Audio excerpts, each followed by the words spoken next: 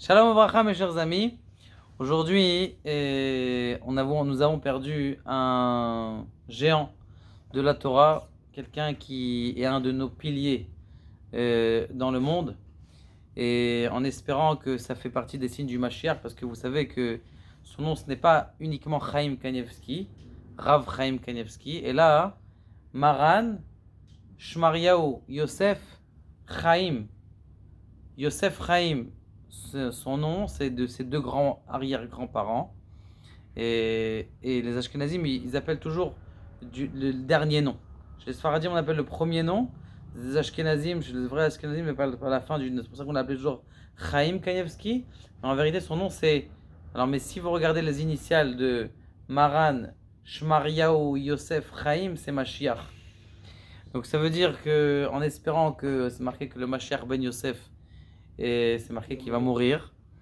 Donc on n'a pas réussi à bien prier, mais bon, en espérant que ça soit un des signes et que le Mashiach ben David va revenir et va le faire revivre, ainsi que tous les autres Talmidei Chachamim, juste pour toucher même pas un bribe de sa grandeur. Et d'abord pour savoir c'était quoi son seder dans la journée. Alors, et une ségoula pour tous ceux qui ont des dettes. Vous savez très bien qu'aujourd'hui, nous, il y a beaucoup de gens qui ont beaucoup de dettes. Autour de nous, on nous parle de gens qui disent ah oui, moi j'ai 300 000, moi j'ai 350 000 en moins, l'autre il a 400 000, l'autre il a 1 million de dettes, l'autre il est pochette yad, l'autre il est pochette régel. Alors nous, et comment faire pour ne plus avoir de dettes? Et donc le Rav Kanevski, il a donné quelque chose d'extraordinaire. Et il y avait une fois, il était dans un mariage de ses enfants. Il dit, oh là là, j'ai des dettes, j'ai des dettes, j'ai des dettes. Alors il y a un riche qui l'écoute à côté, il ne pouvait pas supporter que le grand Talmid Racham de la génération, il a des dettes. Il dit, bah, il n'y a pas de problème, donnez-moi le numéro du chèque. Et donc il est parti voir, pas le Rav Kanevski, parce que ça ne se fait pas. Il est parti voir un de ses autres enfants, il dit, le Rav, il a des dettes. Il dit, non, il n'a pas des dettes, il a des dettes de Torah. Ça veut dire quoi, il a des dettes de Torah? Alors il va te dire, le soir, tous les soirs, Rav Kanevski, il faisait Tikkun Chatzot. Donc minuit et demi, on était en hiver 1h30 ou minuit et demi, et 11h30, avant ça dépend des jours. Mais Kitsour, il se levait, il faisait Tikkun Chatzot. Après Tikkun Chatzot, il enchaînait sur le Zohar. Une fois qu'il enchaînait sur le Zohar, Teilim. Il y en a qui disent 1 heure de Teilim par jour. Après, on lui dit une fois, on lui dit, mais Rav, tu peux faire autre chose que des Teilim. Teilim, c'est pas. Il dit non, c'est ma ishtadlout pour ma parnassa. Il y en a qui travaillent pendant 8 heures parce que c'est une ishtadlout pour la parnassa. C'est un effort pour la parnassa. Lui, il travaillait pendant 1 heure par jour. C'était son travail par jour. Et Teilim, Nach, bien sûr qui prie pour l'armée Israël, c'est Vadaï. Nach, ça veut dire Nevim et Ketuvim. Il finissait le Nach en un an. Donc tout le Tanakh en un an. Toute la Torah, Nevim, toute la Bible en un an. Bien sûr, lui, il pensait avec les explications. Mishnah Bora, il a écrit plusieurs livres sur le Mishnah Bora. Et après ça, le Rambam, il finissait tout le Rambam en un an. Shulchan Aruch aussi en un an. D'accord? Lui, il connaissait avec les explications. C'est-à-dire, on peut finir le Shulchan Aruch en un an. C'est faisable une fois qu'il a fait, une personne, elle a fait une fois le Shulchan Aruch en un an, elle peut le répéter. Mais de se rappeler avec toutes les explications du Shulchan Aruch, ça c'est important. Après ça, Talmud Babli. Talmud Babli. Alors, il y avait des jours, alors tous les jours, il faisait 8 pages en général. 8 pages. Une fois, on lui a posé la question pourquoi tu fais. Comment tu arrives à faire. Il y avait quelqu'un qui a vu en combien de temps il faisait les 8 pages. Il avait calculé à peu près 15-20 minutes. Alors il dit mais comment vous arrivez à 15-20 minutes à comprendre toute la page avec le Rashi, le Tosfot et le Marsha? Parce qu'il a écrit un livre aussi sur le Marsha. Que des fois le Marsha il dit il y a une autre possibilité de répondre. Mais il ne dit pas c'est quoi la possibilité de répondre. Il dirait que c'était trop simple pour le Marsha. Il faut quelqu'un qui le dise, parce que pour nous, c'est plus compliqué. Alors, lui, il a fait un livre de toutes les autres possibilités que le Marsha, il voulait dire un de ses livres. Donc il faisait ça en 15 minutes. Je dis, mais comment en 15-20 minutes? Comment tu as le temps de faire 8 pages en 15 minutes? Alors maintenant, c'est pas fini. Parce que des fois, il ne pouvait pas faire le lendemain. Parce qu'il avait des choses à faire, ou c'était un jeûne, ou quelque chose comme ça. Alors il faisait 18 pages. Ça veut dire x2, 8 x 2, 16 pages. Bon, alors, Bekitsour, maintenant, une fois qu'il avait fini cette page, je lui posais la question, comment t'arrives si vite? Il dit, non, c'est parce que j'ai appris quand j'étais jeune.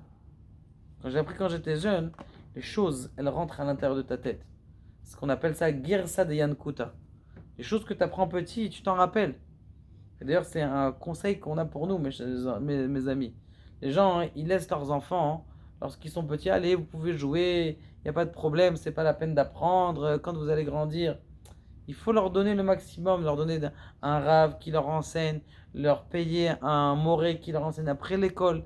Parce que les guémarottes qui vont apprendre quand ils sont jeunes, quand ils n'ont pas de stress, ça se propulse à l'intérieur de leur cerveau et ça reste jusqu'à la fin des jours. Quelqu'un qui a fait Teshuvah et qui a appris à lire à 40 ans, c'est pas comme quelqu'un qui a appris à lire à 5 ans et que même par exemple il a arrêté d'étudier la Torah.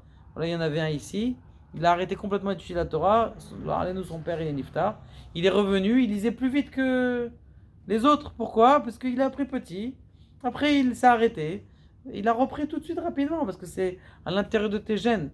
Combien c'est important de donner une bonne école à nos enfants. Girsa de Yankuta. Une fois qu'il avait fini ça, il utilisait la Tosefta. Tosefta, c'est des Gemarotes qui n'ont pas été écrites dans la Mishnah. C'est ce qu'il y a à la fin des Gemarotes. Et bien sûr, le Talmud Yerushalmi. Donc ça, c'était le seder qu'il avait par jour. Et donc, quand il n'avait pas ce seder, c'est-à-dire il n'avait pas fini, par exemple, je sais pas, le Talmud Babli ou le Rambam qu'il avait tous les jours, parce qu'il fallait qu'il finisse en un an. Regardez comment c'est extraordinaire. C'est que il est né à Purim. Purim, Shushan. Ça veut dire le Tetvav. Maintenant, il a fini son étude. Normalement, il finissait tous les Erev Pessah. Il finissait toute la Torah la veille de Pessah et il faisait pour le jeune de premier-né, il faisait le siyum de toute la Torah. Parce qu'il était premier-né, donc il faisait le siyum de la Torah, comme ça au moins, et il peut manger. Maintenant, une fois qu'il a fait ça, quand il y avait Adar ve Adar, le deuxième mois, donc il avait un mois en plus, puisque dans ton Seder, tu n'as que 12 mois de Seder. Donc il y a un mois en plus. Dans ce mois-là, il faisait tous ses Sfarim.